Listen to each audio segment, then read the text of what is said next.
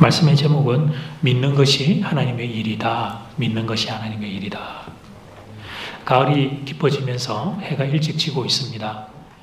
저녁 6시만 되어도 어둑어둑해집니다. 아니 사실은 더 6시만 되어도 캄캄해지는 걸 느끼게 됩니다. 그때는 이상하게 마음이 이렇게 쏠쏠해져요. 해가 지면서 어두워지는 그 시간에 초이 무렵은 그렇습니다. 그러다가 또 바람까지 좀 이렇게 가을 찬바람이 불어오면 더 마음이 그때는 이제 더 쏠쏠해지는 걸 느끼게 됩니다. 그때 그 시간 무렵에 제가 요 부산대학교 앞에 전철역 앞에 있는 그 주변을 조금 제가 이렇게 이제 갔던 적이 있습니다. 이미 해도 졌고 또 그날따라 바람이 좀 불어서 제가 옷깃도 여미고 또 마음도 좀 쓸쓸한 마음으로 가고 있는데 근데 그 전철역에서 이제 하루 일과가 끝나고 직장에서 퇴근하는 분들처럼 보였습니다. 전철역 쪽에서 이제 나오면서 그렇게 총총걸음으로 못 이렇게 열심히 가시는지 참 씩씩하게 그렇게 이제 가시는 걸 보았습니다. 그러니까 저는 가을을 느끼느라고 쓸쓸한 마음에 어깨가 축 처져서 그렇게 이제 깃을 세우고 그런데 그분들은 얼마나 참 이렇게 어딘가를 가는지 이렇게 열심히 씩씩하게 이렇게 걸어가는 걸 제가 보게 되었습니다. 그분들의 뒷모습을 보다가 제가 깨달았던 사실 한 가지, 그것은 저분들이 지금 자기 집으로 가고 있기 때문에 저렇게 발에 힘이 있구나 하는 걸 알게 된 거예요. 집에 있는 사람은 그러니까 보니까 해가 져서 어두워도 괜찮았습니다.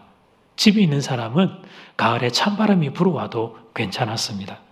조금만 더 걸어가면 따뜻한 집이 그리고 따뜻한 가족이 나를 기다리고 있다라고 하는 그런 믿을 구석이 있기 때문이었죠. 그래서 여러분, 우리 인생에 있어서 이 집이 있다는 것은 얼마나 힘이 되는지, 내 인생에 내 믿을 구석이 있다는 건 얼마나 힘이 되는지, 세상은 나를 보고 다 뭐라고 할지 몰라도 가정을 가면 나를 최고라고 말해주는 부모님, 또 배우자, 자녀가 있는 집이 있다는 것, 우리 믿을 구석이 있다는 건 인생에 얼마나 힘이 되는지 모릅니다. 이런 기본적인 모든 인생이 가지고 있는 복에 대하여 성도에게는 더 큰 믿을 구석이 있는데 그것은 하나님이 우리와 함께 계신다는 사실입니다. 하나님이 내 삶의 자리 가운데 그분이 함께 계신다라고 하는, 크신 하나님, 창조주 하나님이 나와 함께 계신다라고 하는 걸 우리가 딱 믿기 시작하면, 그게 정말 믿을 구석이 되기 시작하면 그 성도에게는 담대함과 또 자부심과 용기라고 하는 이제 놀라운 그런 모습들이 나타나게 됩니다. 자, 오늘 첫 번째, 믿는 것이 하나님의 일이다. 믿는 것이 하나님의 일이다. 오병이의 기적을 경험한 무리들이 그 다음날 또 예수님을 찾아 나왔습니다. 그 오병이의 기적이 흥분이 채 사라지지 않았기 때문이었고, 또 이들은 그 다음날 예수님이 주시는 그 떡을 또 먹고 싶은 마음이 그들 마음 가운데 자리했습니다. 그래서 다음날 오병이어의 그 현장으로 무리들이 찾아와서 예수님을 찾지 못하니까 배를 타고 바다 건너편으로까지 그들이 주님을 찾아갑니다. 그렇게 해서 예수님을 만났는데, 그런데 그만 예수님에게 자신들의 속마음을 들키고 말았어요. 떡이 먹고 싶어서 예수님 찾아왔다는 것을 글쎄 주님이 알고 계셨던 겁니다. 지금 너희가 나를 찾아온 것은 이 표적을 통해서 주인공이 되는 나 예수를 알고 싶은 마음보다 떡이 더 먹고 싶은 마음 때문에 나를 찾아왔구나. 주님이 그들에게 그들의 속마음을 딱 짚어서 말씀을 하십니다. 그 말을 듣자 보였던 무리들의 반응이 오늘 28절 말씀, 그들이 예수님께 묻되 우리가 어떻게 하여야 하나님의 일을 하오리까? 얼핏 보면 무리들이 영적인 반응을 보이는 것 같습니다. 그러나 실제 그들의 속마음은 그게 아니었습니다. 무리들이 하나님의 일이라고 하는 단어를 사용했던 것은 일종의 면피용이었어요. 예수님의 꾸지람 앞에 그들의 속마음이 들키자 이걸 어떻게든지 좀 위장하고 변장하고 포장하기 위한, 회피하기 위한 면피용이었죠. 그런데도 그 무리들의 그런 마음을 아시면서도 주님이 이제 이들을 불쌍히 여기셔서 친절하게 그들이 했던 뭘 어떻게 해야 하나님의 일입니까? 라고 하는 그 말을 받아서 주님의 중요한 신앙의 한 교훈을 가르쳐 주십니다. 그것이 29절 말씀인데, 자, 요거는 주제 구절이니까 같이 읽어볼까요? 시작. 예수께서 대답하여 이르시되 하나님께서 보내신 이를 믿는 것이 하나님의 일이니라 하시니. 하나님께서 보내시니 저 예수님을 믿는 그것이 하나님의 일이라고 대답을 하십니다. 저 예수님 무슨 일을 어떻게 해야 그게 하나님의 일이 됩니까? 라고 물어보았더니 예수님이 대답하시기에 예수 나를 믿으면 그게 하나님의 일이다. 이렇게 이제 대답을 하신 거예요. 자, 여기서 잠깐 오해 한 가지를 먼저 좀 잡고 갑시다. 하나님의 일을 주님이 지금 나 예수를 믿는 거라 말씀하셨다고 해서 교회 봉사와 헌신을 하대하고 낮추신 말씀 아닙니다. 봉사와 헌신은 의미가 없다. 너희들은 오직 나 예수를 믿기만 하면 된다. 예수님이 지금 이런 이야기를 하신 게 아닙니다. 봉사와 헌신이야말로 예수님을 얼마나 잘 믿고 있는지를 확인할 수 있는 중요한 시험석입니다. 예수 믿는 만큼 봉사와 헌신은 하게 되어 있으니까요. 그런데 여러분 오늘 예수님 오늘 이 말씀을 하셨던 것은 이런 의도예요. 믿음이 예수님을 알고 그 예수님을 믿는 그 믿음이 우리 신앙생활의 중심이다. 이 말씀을 하신 겁니다. 한 성도의 신앙생활은 예수님을 믿는 정도에 달려 있습니다.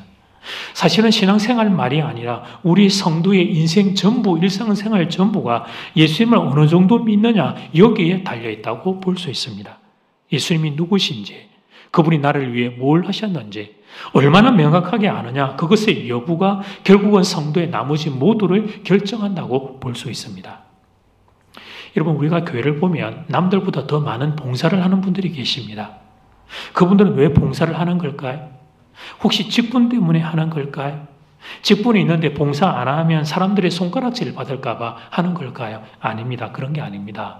예수님을 사랑하기 때문에 하는 겁니다. 예수님이 나를 얼마나 사랑하셨는지 그 주님의 사랑을 알기 때문에 하는 겁니다. 주님께 받은 사랑 갚을 게 없어서 어떤 성도는 봉사의 이름으로 어떤 성도는 헌신의 이름으로 시간과 몸과 물질을 들여 주님의 몸된 교회를 위해 충성하는 거죠. 또 여러분 이렇게 봉사를 많이 하면서도 누가 좀 알아주지 않아도 그 마음이 흔들리지 않는 분들이 계십니다. 그분들은 어떻게 그럴 수가 있을까? 사람은 누구나 다 공로의식, 본전의식을 우리가 다 가지고 있습니다. 내가 고생한 것 사람들 알아주기를 원하는 마음이 다 있습니다. 이것은 사람이라면, 저를 포함하여 사람이라면 모두 누구나 다 가지고 있는 마음이에요. 그래서 여러분, 주님의 몸된 교회에서 봉사하고 난 뒤에 시험 드는 경우가 발생하는 거예요.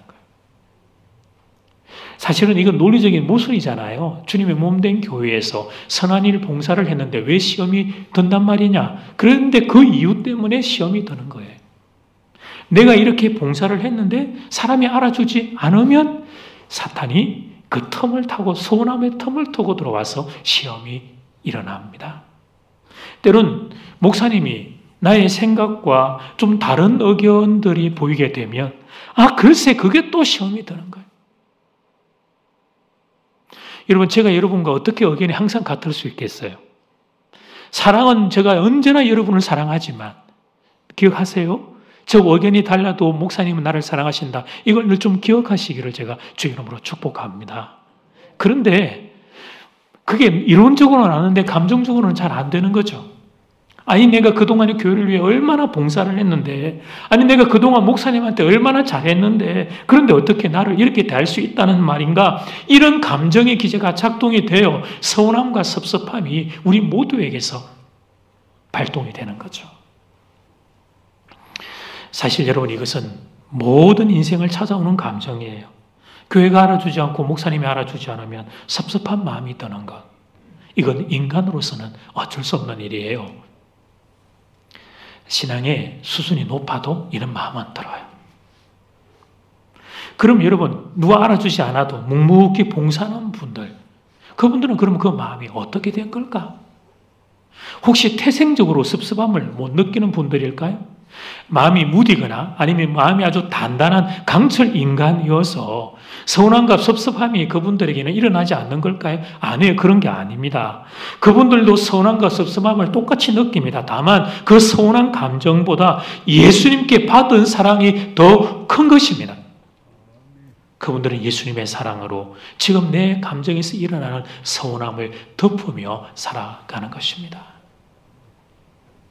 그래서 예수님이 오늘 본문에서 믿음이 중요하다 그리 말씀하신 거예요.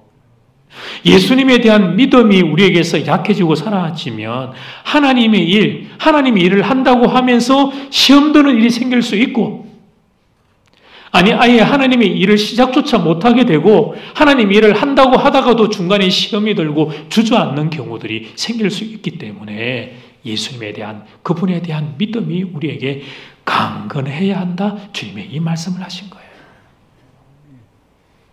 예수님을 아는 것, 예수님을 믿는 것, 그 정도에 따라서 성도의 신앙생활은 달라집니다. 여러분, 우리는 한국의 부모님들을 보면서 이 비밀을 깨닫게 되죠. 제가 자주 드는 비유입니다만 한국의 부모님들은 바보입니다. 바보. 글쎄 여러분, 주면서 미안하다는 사람이 세상에 어디 있어요? 주면서 미안하다 그래요. 제가 옆에서 보면 도저히 이해가 안 돼요. 더 주지 못해서 미안하다 그러고 더 좋은 걸 못 줘서 미안하대요. 그리고 그 희생과 그 헌신을 하고서도 자녀들이 알아주지 않는데도 바보예요, 바보. 나 서운하다 이 말도 안 해요. 오히려 더 주지 못해서 미안해하는 부모들을 보게, 세상에 사람과 사람의 관계에서 이렇게 일방적인 줌과 일방적인 받음의 관계라는 게 뭐 어떻게 가능한지 모르겠어요. 여러분, 어떻게 이럴 수 있죠? 어떻게 이렇게 어리석고 이렇게 바보 같을 수 있을까요? 이유는 한 가지입니다. 자녀들을 사랑하기 때문입니다. 이 원리는 신앙생활에 똑같이 적용됩니다. 예수님을 우리가 깊이 사랑하면 이런 삶이 열리게 됩니다. 교회를 위해 많이 헌신하고도 자랑하지 않습니다. 교회를 위해 많이 희생하고도 알아주지 않음에 서운해하지 않습니다. 그런데 그럴 수 있는 이유는 예수님을 사랑하기 때문입니다. 예수님이 나를 사랑하는 걸 알기 때문입니다. 그러니까 이 말은 예수님이 누구신지를 안다는 거예요. 이 말은 그 예수님을 내가 믿는다는 것입니다. 죄로 인해 죽을 수밖에 없는 나를 위해 하나님의 아들이신 예수님이 십자가에서 몸짓고 피 흘려 모든 것 내어주시는 걸 아는 거예요. 정말 아는 거예요. 예수의 사랑이 그 성도의 가슴에 보혈이 되어서 지금 흘러가고 있는 겁니다. 메마른 것이 아니고 예수의 십자가의 보혈이 그 성도의 심령에 지금 살아서 생생하게 흘러가고 있는 것입니다. 예수님을 알기에, 예수님을 사랑하기에, 예수님을 믿기에 겉으로 신실한 신앙의 모습이 나타나는 거죠. 서운함과 섭섭함은 모든 인생에게서 일하는 감정 기제임에도 주님의 사랑으로 그걸 덮고 밀어내고 씻어내며 사는 것입니다. 누가복음 7장을 보면 좋은 예가 나오는데 바리새인 시몬과 향료 옥합 여인이 나옵니다. 바리새인 시몬이 예수님을 자신의 집으로 초대를 합니다. 이 사람이 바리새인인데 그때 당시에 대단한 일을 벌였습니다. 당시에 바리새인들은 다 예수님 미워했는데 그런데 이 사람 시몬이 예수님을 자기 집에 식사 초대를 했으니까 이 사람이 상당한 일을 한 거죠. 그러나 그 본문을, 그 유래를 보면 이 바리새인 시몬에게 없는 것 중요한 거 한 가지가 있었습니다. 이어서 등장하고 있는 향료 옥합 여인과 비교를 해보면 그는 예수님이 누구신지에 대하여 명확하게 알지를 못했습니다. 예수님과의 인격적인 관계가 아직 형성되지 못했어요. 그 사실을 어떻게 알 수 있냐 하면 집에 오신 예수님을 그가 그 본문을 보면 어떻게 돼 있는지를 보면 우리는 힌트를 얻습니다. 시몬이 예수님을 집에 초대했는데 그런데 주님에게 발 씻을 물을 내어드리지 않습니다. 당시 사회적인 관례는 손님을 모시면 발 씻을 물을 반드시 내어드렸어요. 유대 사회는 광야에 흙먼지가 있고 우리처럼 도로가 포장이 된 시대가 아니니까 샌들을 신고 다니면 여러분 발에 당연히 먼지가 묻어서 들어오게 되기 때문에 그 발을 씻을 물을 내어드리는 게 그게 기본적인 예의였습니다. 그런데 이 사람이 발 씻을 물을 내어드리지를 않아요.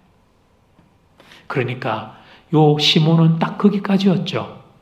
예수님에 대한 관심, 예수님에 대한 호의, 여기까지가 딱 이 시몬이 주님과 맺고 있는 관계 정도였던 거예요.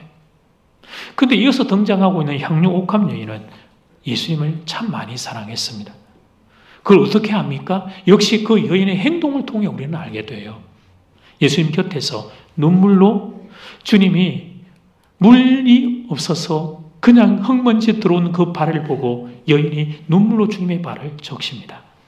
그리고 자기의 머리털을 풀어서 그 주님의 발을 닦아드리죠. 그 발에 입 맞추며 그것만으로도 주님의 발이 아직까지 덜 깨끗하다고 여기고 그녀의 향유를 부어드려요. 여러분 보시는 게 향유 옥합 여인의 모습이에요.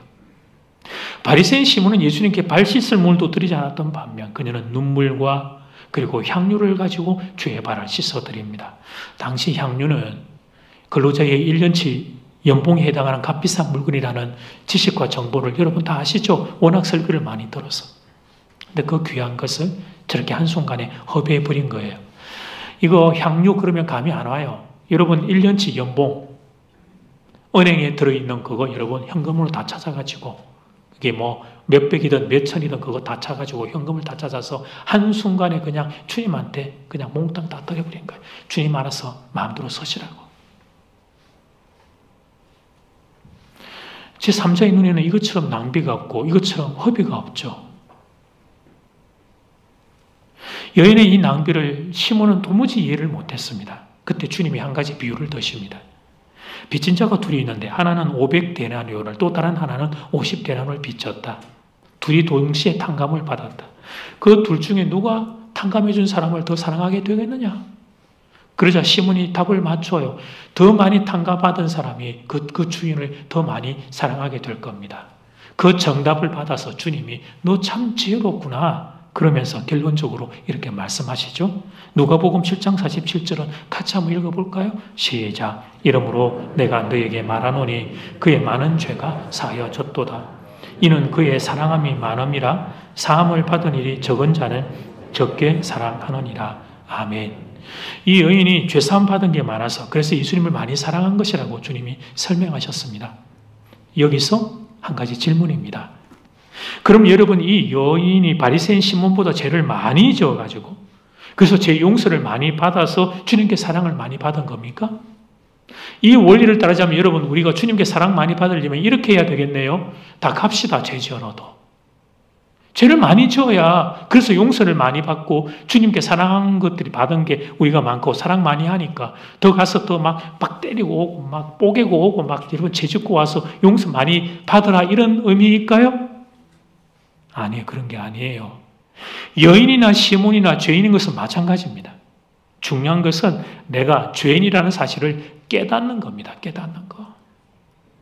악한 죄인인 나를 위하여 예수님이 십자가에서 나를 죄를 용서해 주셨다는 그 사실을 깨닫는 것이죠.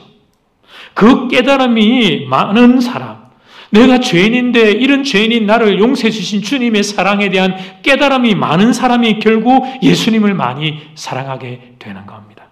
깨달음입니다. 그 깨달음, 내가 죄인이라고 하는 사실을 알게 되는 그 깨달음, 나를 알고 예수님을 아는 것. 그래서 그 예수님을 믿는 것, 그게 한 사람의 인생을 바꾸어 놓는 비결이라는 거죠.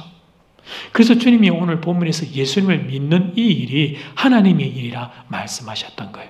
시작도, 하나님의 일의 시작도, 중간도, 마지막도 결국은 내가 예수님을 알고 사랑하고 믿는 것에 따라 결정나기 때문입니다. 축복합니다. 예수님을 더 깊이 온전히 믿는 복이 여러분에게 있게 되기를 주 이름으로 축복합니다. 아멘. 두 번째, 예수님을 믿으면 자부심과 담대함이 생긴다. 이것 같이 한번 제목을 여쭤볼까요? 시작. 예수님을 믿으면 자부심과 담대함이 생긴다. 예수님을 알 때 성도는 또 다른 능력도 소유하게 돼요. 첫 번째는 뭐냐면 서운함과 섭섭함을 밀어내는 감사의 마음들을 가지게 되는 거였고, 두 번째는 자부심과 담대함이에요. 우리는 여러분 세상에서 사회적인 지위를 가지고 있습니다. 외모, 재산, 또 사회적인 어떤 신분에 따라 우리는 서로 다른 계층이 있습니다. 사회법적으로는 대한민국이 현재 평등하다고 말하지만 심리적으로는 그렇지 않습니다. 심리적으로는 다들 우리가 계층을 구획짓고 살아갑니다. 한국의 결혼율과 출산율이 현저하게 떨어지고 있습니다. 결혼을 하려면 신의 아들이 되어야 한다고 지금 이 세대는 생각을 합니다. 신의 아들은 이전에는 군대 안 간 청년들을 지칭을 했습니다. 신의 아들. 그런 의미에서 저는 인간의 아들입니다. 육군 보병 일빵빵 고생 세게 하고 왔기 때문에 그때 우리 세대는 그랬습니다. 와, 저 신의 아들이다. 군에 안 가. 그런 이야기를 하고 있는데 지금 신의 아들은 좀 정체성이 바뀌었습니다. 뭐 공기업이라든지 대기업에 취업한 뭐 연봉이 한 1억 정도 되는 그런 청년들을 일컫죠. 또는 부모님을 잘 만나 서울 강남에 아파트 한 채 이상을 보유하고 명품 외제차를 소유하고 있는 청년들을 일컫습니다. 이런 신의 아들이 되어야 결혼할 수 있다고 이 세대는 말합니다. 그리고 신의 딸들도 있죠. 일명 여신이라고 불립니다. 여러분들 별명이죠? 여신. 예쁜 외모를 가지고 있는 자매들을 일컫습니다. 근데 그 미모에다가 지방까지 겸비하면 뭐 금상첨화고. 그래서 신의 아들이 여신과 결혼하는 것, 그것이 지금 대한민국 젊은이들의 가치관이고 꿈이고 세계관이 되고 있죠. 자연스럽게 여기에 속하지 못한 청년들은 자신들을 흙수저라고 생각합니다. 어디 못된 사람들이 이 못된 단어를 만들어냈는지. 인생이 누가 금수저고 흙수저가 있다고 이런 단어들로 사람들을 속이고 있는지. 그런데 문제는 이 대한민국의 사람들의 대다수가 이 거짓에 속고 살아가는 거죠. 머릿속에 잘못된 세계관들이 딱 자리를 하고 있는 거예요. 그래서 젊은이들만 영향을 받는 게 아닙니다. 전 세대가 다 영향을 받고 있습니다. 그래서 참 많은 사람들이 자신을 실패한 인생이라고 규정짓습니다. 많은 이들이 자신을 초라하게 여깁니다.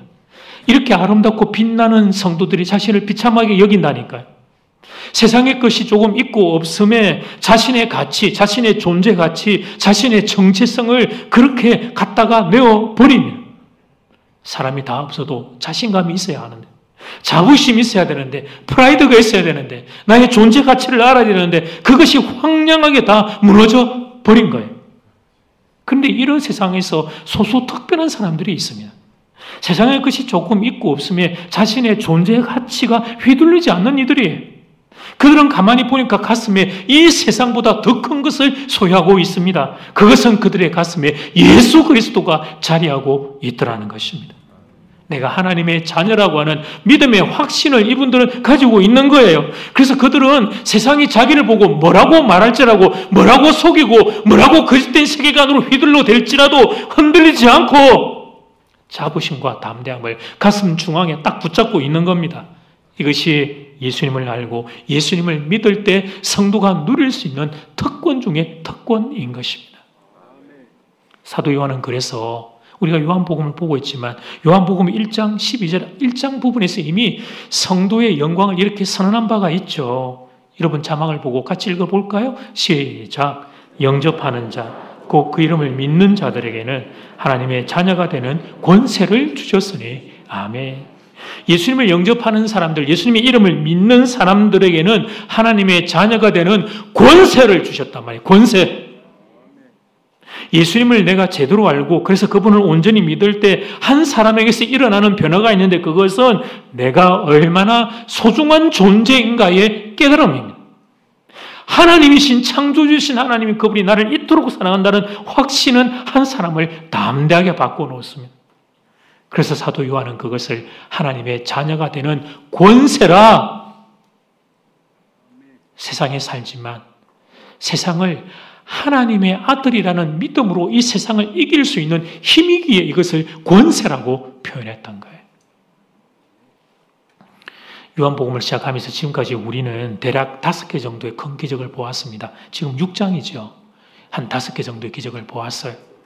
갈릴리 가나에서 물을 포도주로 만드는 기적, 왕의 신하의 아들을 살려준 기적, 베데스다 연못가에 38년 병자의 치유의 기적, 오병이의 기적, 풍랑 위를 걸어오시고 풍랑을 잠잠케 하셨던 기적 등 한 5개가 있었습니다. 이 기적을 통해 뭘 말씀하시죠? 예수님이 바로 하나님 바로 그분이심을 입증해 보이신 겁니다. 이 기적들이 의미하는 바가 뭡니까? 결혼식의 포도주는 우리의 삶의 일상이죠. 기초고 기본이고 중심인데 그 일상의 중심에 물이 포도주로 바뀌는 것은 인생의 그 위기를 기회로 바꾸시는 주님을 보여주는 것입니다. 왕의 신하의 아들을 살리신 것은 죽음을 이기는 예수님을 보여주십니다. 오병이의 기적은 만나와 메추라기를 주시는 예수님, 우리를 먹이시는 예수님을 보여줍니다. 풍랑 위를 걸어오시는 예수님은 자연을 다스리고 통치하는 창조주 하나님이 바로 나의 주 예수라는 걸 보여주십니다. 사랑하는 여러분, 내가 믿는 예수님이 그런 분이라는 거예요. 내가 믿는 예수님이 그토록 위대한 분이라는 것입니다. 그런데 내가 그분의 아들, 딸, 자녀가 된 것입니다. 그런데 그분이 나의 아버지가 된 거예요. 이 사실을 알 때, 이 사실이 믿어질 때, 그때 성도는 세상은 알 수 없는 자부심과 담대함을 소유하게 됩니다. 세상에 있고 없음에 흔들리지 않습니다. 세상의 위치에 흔들리지 않습니다. 내 안에 계시는 예수님 때문에 담대한 인생을 살아가게 되는 거예요. 예수님이 책임지신다. 예수님이 합력하여 선을 이루신다. 이 믿음이 그 사람의 인생을 강하게 만들어 주는 것입니다. 저희 어머니는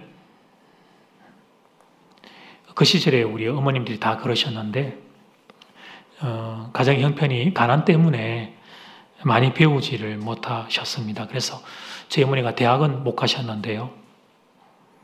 근데 그 시절에 어머님들은 그런 분들이 많으셨죠. 중학교, 고등학교 정도에서 공부를 마치신 분들이 많으십니다. 참 지혜롭고 똑똑한데도 우리보다 더 지혜로운데도 가정의 형편 때문에 그래서 공부를 하고 싶어도 그렇게 공부를 하지 못하신 분들이 꽤 많이 계십니다. 그래서 저희 어머니는 당신의 성장 과정도 그렇게 넉넉하지 못하셨고 또 저를 키울 때도 경제적으로 저희 집안은 그렇게 여유롭지는 못했습니다. 그런데 어머니는 제가 어렸던 시절, 그러니까 지금으로부터 50년 전이 되네요. 저는 제 나이가 30 후반이라고 생각을 하는데 이렇게 50년 전이라고 말을 해야 되니까 또 정직해야 되니까 50년 전에 몇 가지 기도를 하셨어요. 많이 있지만 그중에 대표가 되는 기도 제목 3가지. 1번, 우리 아들 서울에 있는 대학 가게 해주세요. 2번, 우리 아들 키 170 이상 되게 해주세요. 3번, 우리 며느리 신앙 좋고 착한 사람 들어오게 해주세요. 저는 3번째 기도 제목은 100% 이상 응답받았다고 이 연사가 강하게 외치는 바입니다. 저를 위해 아멘 해주신 3분에게 복이 있을 것입니다. 그런데 여러분 1번과 2번은 조금 아쉬워요. 유튜브로 이제 저희 어머니도 이 주일 설교를 듣고 있어서 좀 그런데 왜 아쉬운지 제가 말씀을 드리면 왜 서울에 있는 대학이라고 기도하셨을까? 미국에 있는 대학이라고 기도하지. 하버드나 프린스턴 좀 아마 그때 그런 단어들도 모르시니까 어머니는 서울에 있는 대학이면 그냥 그게 최고다 그렇게 생각하셨던 것 같아요. 키도 170이 아니라 180이라고 기도하시지. 제 키가 174입니다. 생각해 봤습니다. 175만 돼도 제가 반올림에서 180 됐다 할 것 같으니까 딱 174 정도가 딱 된 것 같아요. 근데 여러분 그때 저희 어머니는 뭘 믿고 그렇게 기도하셨나 모르겠습니다. 뭘 믿고. 당신 손에 쥐고 있는 것도 별로 없으면서 당신의 눈에 보이는 거 하나도 없으면서 도대체 뭘 믿고 주변에 이렇게 대학을 다니는 사람들도 잘 못 보셨는데 뭘 믿고 그렇게 기도하셨나 모르겠어요. 그렇습니다. 저희 어머니는 하나님을 믿고 그렇게 기도하셨던 겁니다. 하나님 허락하시고 하나님이 하고자 하시면 얼마든지 할 수 있다고 믿으셨던 거예요. 나는 내 힘과 내 능력으로는 도무지 안 되지만 하나님이 성령의 기름을 부으시면 가능하다. 그리 믿으셨던 거예요. 사실 이런 자세는 저희 어머니만 그런 게 아니고 우리 교회 노 권사님들도 다 가지셨던 자세입니다. 그 권사님들의 눈물과 기도로 여기 지금 있는 분들 상당수의 자녀들이 이렇게 귀하게 성장했죠. 우리의 부모님들은 당신보다 당신의 자녀들을 더 크게 키워내신 거예요. 여러분 저는 어릴 때 자라면서 경제적으로 부족한 것 때문에 불편한 적은 있었습니다. 그러나 제 마음이 부끄러웠던 적은 없었습니다. 그래서 저는 회사에 입사할 때도 나중에 대학원에 입사할 때도 제가 가장 존경하는 분 그럴 때 아버지 어머니 이름을 딱 제가 적고 누가 물어보면 제가 왜 그런지에 대한 것도 설명을 드렸어요. 당신보다 당신의 자녀를 더 크게 키워낸 것, 저는 그건 보통 일이 아니라고 생각하니까. 살아오는 세월 동안 제가 그럴 수 있었던 건 부모님이 당당하셨습니다. 예수 믿는다는 이유 하나로 당당하게 사셨습니다. 정말 당당하셨습니다. 부모님의 신앙과 그 자세를 보면서 저도 선한 영향을 받았어요.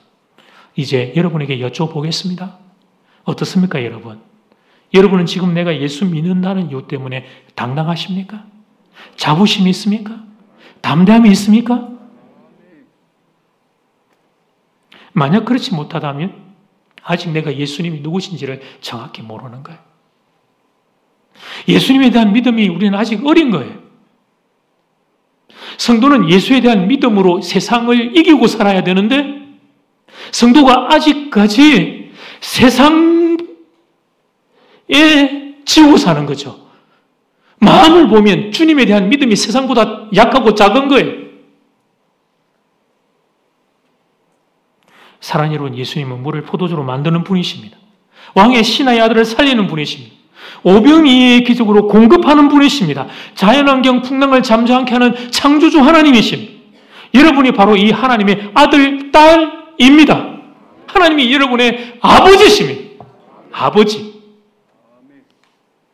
아버지신 하나님이 여러분을 끝까지 책임지실 겁니다.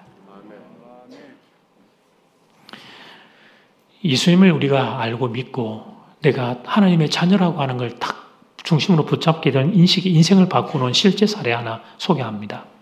이 이야기는 충신대학교 김지찬 교수님 말씀을 통해 제가 전해 들었습니다. 미국의 벤 월터 호프라는 사람이 있습니다. 1870년에 태어나서 1957년까지 살았습니다. 계산해 보니까 한 86, 7년 정도, 86년, 7년 정도 장수를 하셨는데 이분이 이제 변호사로 살다가 테네시 주의 주지사를 역임했습니다. 그러니까 이력으로 놓고 보면 경력이 굉장히 화려하죠. 변호사를 하다가 주지사가 되었던 분입니다. 그러나 이분은 그의 출생과 성장 과정은 그렇지 않았어요.